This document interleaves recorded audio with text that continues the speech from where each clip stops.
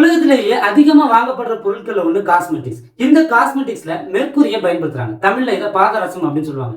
இந்த மெர்க்குரிய அதிகமா பயன்படுத்துறதுனால என்னென்ன விளைவுகள் வருது? நம்முடைய ஸ்கின்ல மெலனோசைட்ஸ் அப்படிங்கிற செல் இருக்கும். இந்த செல் மெலனைன் அப்படின்ற ஒரு சப்ஸ்டன்ஸை நம்முடைய ஸ்கின்ல ஜெனரேட் பண்ணும்.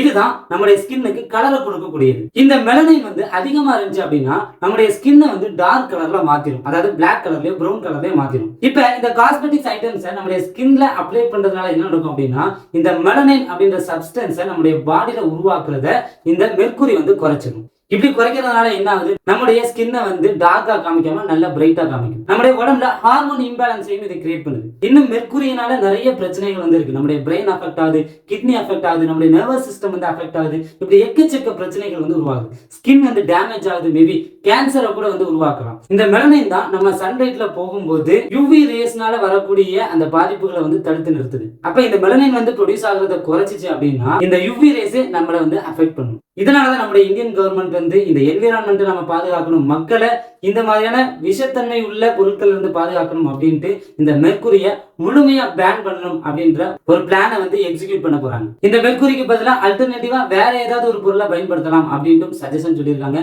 முழுமையா இந்த மெர்க்குரியை பேன் பண்ணக்கூடிய முயற்சியில நம்முடைய கவர்மெண்ட் இறங்கியிருக்காங்க. நம்ம மார்க்கெட்ல கிடைக்கக்கூடிய கண்ட காஸ்மெட்டிக்ஸ் ஐட்டம்ஸ் எல்லாம் பயன்படுத்துறதை விட்டுட்டு நம்முடைய முன்னோர்கள் கற்றுக் கொடுத்த அந்த அழகு சாதன பொருட்கள், இயற்கையான நேச்சுரலான அழகு சாதன பொருட்கள் நம்ம பயன்படுத்தி நம்முடைய உடலை நம்ம பாதுகாக்க வேண்டிய பொறுப்பு நமக்கு இருக்கு.